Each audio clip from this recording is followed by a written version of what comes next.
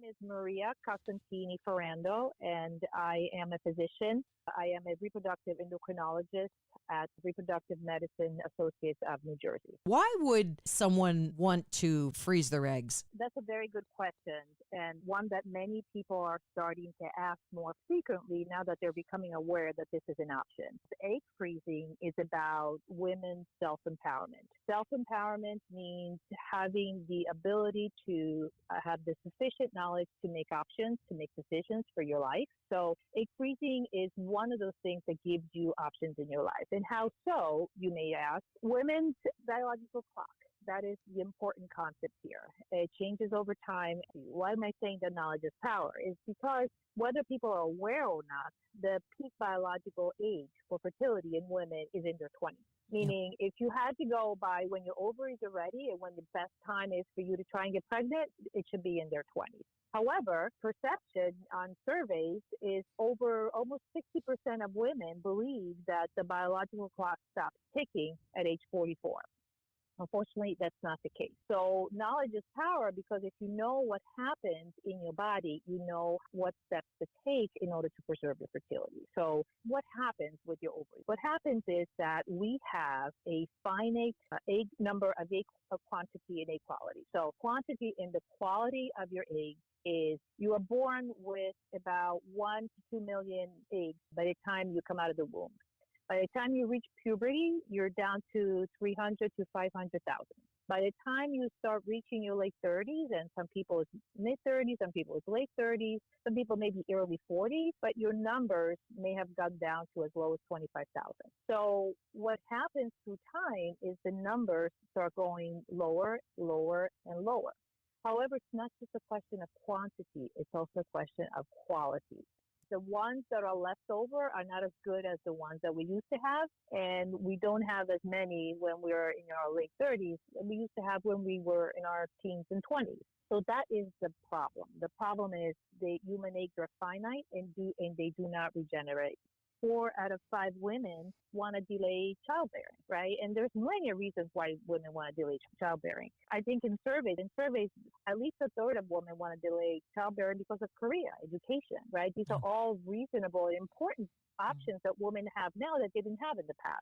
Other people, like up to 25% of people said, well, I'm really not so sure I want to have children. So I don't want to make that decision now. I don't want to have a child now when I'm not even sure if I want to have a child, right? So here's a concept in psychology that is known as cognitive dissonance. I don't know if you ever heard this term. Yes. But it simply means, hey, what the heck do I do? On one hand, I know time's going by and my biological clock is ticking. On the other, I don't want to do this. I'm not ready to be a mother. So how do I resolve that conflict? And here's where egg freezing becomes an answer. When I was a fellow, that's over 10 years ago, in my days at Cornell, we would sit with patients who were cancer patients.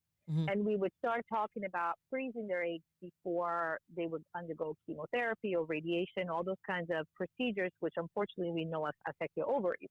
And so we'd sit with these patients and say to them, there's this option, you may not know it. However, you could freeze your eggs. But what was the problem then? The problem is we didn't do so well in freezing. So egg freezing seemed to be more of a science fiction thing than a reality. In fact, by the American Society of Reproductive Medicine, for many years, it was considered to be an experimental procedure that we only would use when it was absolutely necessary, as in cancer patients. But it is no longer science fiction, and this is important. As the science has progressed significantly, people are becoming more aware of it. So the general GYN will be at a patient in their late 20s, early 30s, and they say, hey, you have a partner. What are your thoughts about childbearing? And if there is no such plan, they'll start saying to them, you want to think about egg freezing.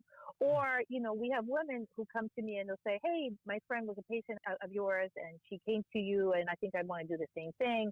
We're getting it both from the general OBGYN community. We're getting it from patients who are informed, who read about it. And that's a fair question. So that's why we're getting both. And we're also going out there and we try to be champions of this and to say to people, look, this is out there. It's real and it works. A woman who comes in her early 40s to freeze her eggs is not something that makes sense physiologically. At that point, you don't want to be freezing eggs. And sometimes patients come to us and when we counsel and we sit down with the patient, we realize that doesn't make sense. I need to try and get pregnant now or it's not going to work because freezing doesn't make sense. So timely is most important, but that's not enough, right? The second thing, it has to be biologically plausible. We have to have evidence saying that these techniques work. While we used to say 40% of eggs would survive a thaw, now we can say 85% of eggs survive a thaw. Wow. Now, this is huge Yeah. difference, right? Yeah. You have 10 eggs, well, chances are you're going to get to utilize 8 or 9 of them, Yeah. right? Whereas Yeah. before, you were lucky if half of them would survive the thaw. We have to make sure it's safe, right? Safety, not just the patient, but safety regarding a potential child, right? So we know the risks of the procedure are minimal, and so we do it routinely.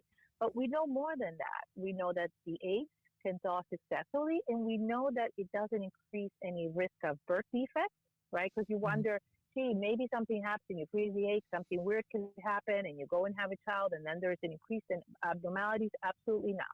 We've been utilizing data, randomized control studies showing that we use the donor egg population, right? Women who use eggs of younger women, and there was absolutely no changes.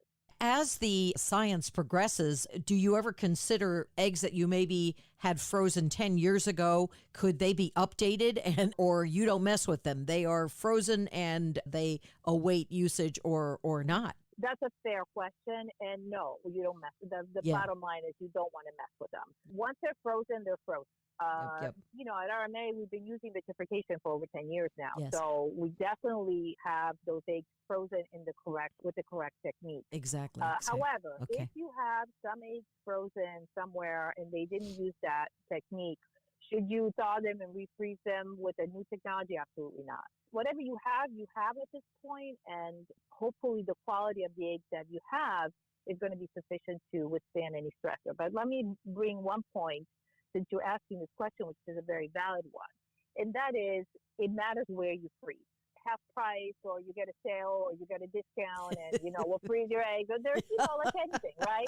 This is no different than going to shop in a place where you pay for what you get, right? Let me turn that one around. The way the technology is applied is not uniform throughout the country. You have to be at a reputable lab where you know that if they're saying this is what we're doing, you're in one of the best labs in the country, and we are going to preserve your eggs. And when you go use those eggs, you have 85% chance that these eggs are going to thaw and give you potentially a baby.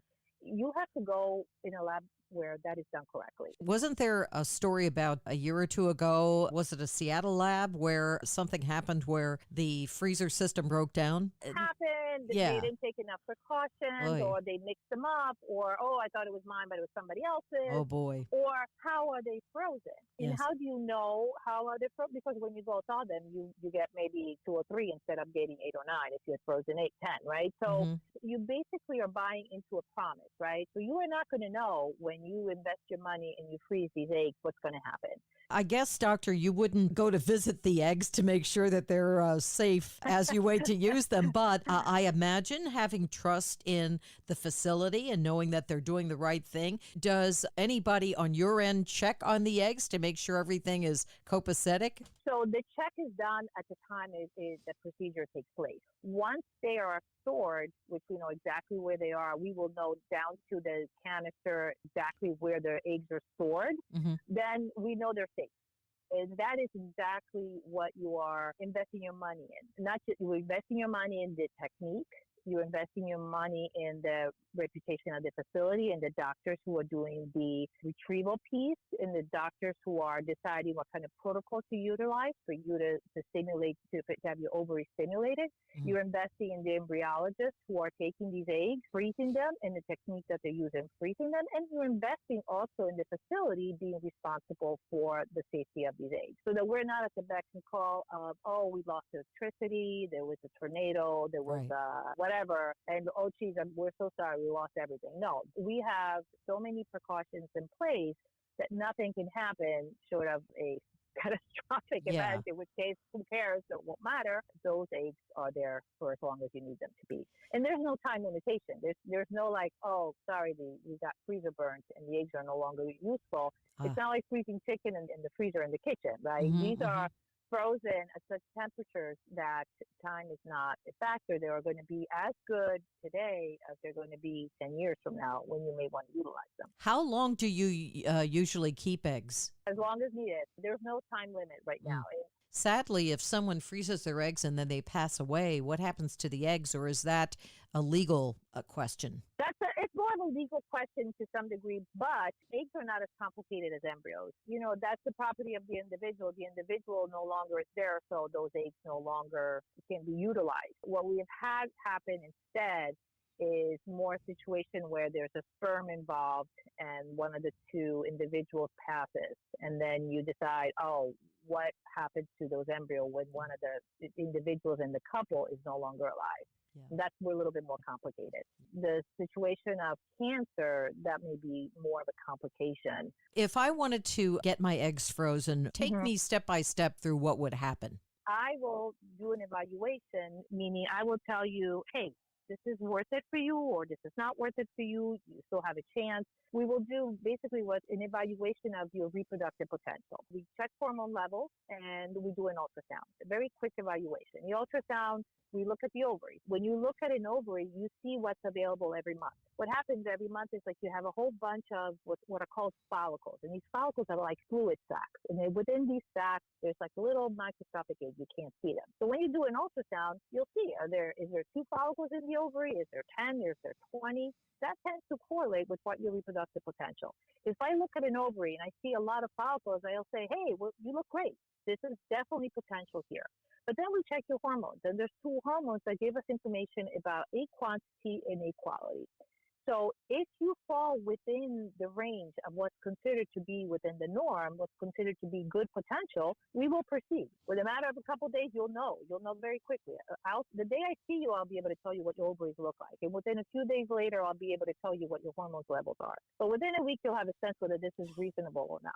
Obviously, it doesn't pay for you to just tell people what they want to hear. You have to just be sometimes brutally honest, I guess. Absolutely. And I have had a few patients where I sit down with them. I said, look, reproductive potential is low. IVF does not make sense. We're going to be lucky if we get 1 or 2 eggs. If you want to use your eggs, you should get pregnant. So let's get a donor sperm if we don't have a partner. Or if you have a partner, think about, maybe changing your plans. If you guys want to have children with your own eggs, you have to do it now, or it's going to be very unlikely that you're going to be able to do it. Unlikely that's going to happen in the future. Yeah. But then we talk about the reality. Listen, you may need to use a donor. Sometimes life throws things at you and you have to kind of roll with the punches, right? And you have to change your plans. But let's think about the more positive scenario, which is you come in, I say, Pat, you look great and everything looks good. So what do? Well, we can start you. Sometimes if people are really urgently in need of starting, like, for example, a cancer patient, we start them that very day. Wow. So forget the hormone levels. We're going to start you're going to start your medications tonight. But other time, when you have a little bit more time, we basically just wait for your period, right? You wait for your period. And how long does it take you to get there? Well, think about how long it takes you to ovulate. 8 to 10 days from the 3rd day of your cycle. That's how long an IVF cycle is. Well, what are we doing? We're doing what your body does, right? What does your body do? Your brain gives you particular hormones, and every month it gives you just enough to grow 1 follicle. 1 follicle means it's growing 1 egg. That's what your body does. Then you're going to ovulate, and then 2 weeks after you ovulate, if you're trying to get pregnant, you're going to get your period. That's what your body does on its own. All we're doing is we are telling the ovary to grow those other follicles that are there that would otherwise die. Your hormones are kind of like a fertilizer, right? It's nourishment. So if you want to nourish only 1 egg, which is what your brain wants to do, then you're just going to give a little bit to the ovary. If you want to nourish a lot more and grow a lot more follicle, you're going to give a higher amount of those same hormones. The new contraception that keeps a woman from having her period for a few months, does that ever complicate matters for you? Yeah, we have to stop that. If you're taking something that's blocking that process, we have to temporarily interrupt that. The only thing we don't have to mess with is IUD. Like if you have an IUD with progesterone, those kinds of birth control, it's different. When a woman does come in to have her eggs, I guess harvested is the proper term? Yes, that's retrieve, harvested. Is that a painful process? Yes. How are these hormones getting into your body? Well, they're taking these hormones through these little injections. I don't know if you know anybody who takes insulin. But it's these tiny little needles. They're in the stomach. Those are not really painful. These are just small little pricks. You take these injections at night. So let's say you have this period of 8 to 10 days. You come to our center every 2 to 3 days. So we're monitoring how you're progressing. Tonight, you're going to take what's called the trigger shot, the shot that's going to start the ovulation process. So 36 hours later, we're going to go get those eggs out. That's the part that's painful. Why is it painful? Because you're going to get a needle that goes in vaginally, and that hurts. But how do we resolve that problem? We're going to put you to sleep. 10-minute procedure. And you're not intubated, okay? You're still breathing on your own, but you're just asleep because you don't want to feel that needle puncture. Needle goes directly into the follicles because this is all under ultrasound guidance. So I'm in the operating room. The needle, I see where the follicle is. The needle goes into the follicle, and then I'm going to aspirate or suction out all that fluid. That 10-minute procedure is the procedure that people think about. That's where that's uncomfortable. It's painful because you're a needle puncture. Yeah. So you're not going to feel that. You're not going to feel a thing. But afterwards, you may feel sore. You go home that same day. So you got to take it easy that day. Mm-hmm. You have a few high achiever type A who want to go back to work that day. We have to fight with them and say no, especially doctors and nurses are the worst. So this is done, doctor, right at RMA? Yes. Okay. We have our main hub. So we have offices, we have clinics throughout the state. Mm-hmm. There's 10 clinics throughout the state of New Jersey. For that matter, we have them all over the country. But RMA New Jersey, per se, has 10 offices throughout the state. But the hub, where the lab is actually in Baskin Ridge, where we do all our retrievals. We do all our embryo transfers. When we actually put an embryo, you transfer, meaning you take the embryo from the lab and you put it inside the uterus. All of that is done in Baskin Ridge. That's where our eggs are stored. That's where our embryos are stored. That's where all the procedures take place. You've been doing this for a while, but to me, it's almost like a religious experience, the way you're talking about it. I mean, do you ever think when you're doing this, wow? You know, I do, but I have to tell you, the one thing that I always still get chills when it's happening is when we do the embryo transfer. You know, the eggs, of course, is something we're used to seeing. However, when you see an embryo, you see the embryo, or everything is projected on the screen. You're in the room, the embryologist is right there with you. And they'll show you the embryo. They'll show the embryo as it's placed in the catheter. And you see this little thing going to the little catheter. And you see it moving into the catheter. And then you yourself take this catheter and you'll see yourself putting the embryo inside the uterus. And you'll see the whole thing on an ultrasound. It always gives you a sense of wonder when you see that. It's like, wow, we're actually in the process of potentially creating life. And that's the best part of my job. The wow factor is high. There is a wow factor, and there is a sense of, wow, I'm so lucky to be in this field. I'm so lucky to be part of this couple's life. Yeah. And the thing is, when people freeze their eggs, we've had them come back already. Some women come back and they say, hey, doc, I guess I'm still single. Here I am. You know, let's go use those eggs. So we talk about, I had this boyfriend. Oh, my God, he was terrible. I had this other one. Oh, my God, he's horrible. Yeah. I still haven't met my perfect guy. However, I want to be a mother, right? I don't want to wait. I don't want to wait for my mate. Yeah. Or we've had people, you know, hey, there's my husband. Yeah. We've been trying for a year. I can't get pregnant. I want to go utilize my eggs. Or I would tell you another patient I have who got pregnant, met somebody, then they got pregnant, had their baby, and then by the time she was ready for baby number 2, she was already in her 40s and couldn't get pregnant on her own. So she came back and she used her eggs for baby number 2. That's how they got their second baby. So there's different scenarios. You have to remember, we like to keep those eggs as our last resort. Even if you found a partner and you have a child, you may want to have a second one or may want to have a third one. Those you should not use those until you have no other option. Everyone has different scenarios. Everyone has different concepts of what a family is. So we're very active, even the LGBTQ community. Everyone is different reasons to freeze their eggs. I was just going to ask about same-sex couples. Have you seen a lot of that at your practice? Yes, we do it all the time. We do that all the time. We have same-sex couples who come in. One of them is the one who wants to try and get pregnant. They'll find a donor sperm, and the other partner is there for support and companionship, of course.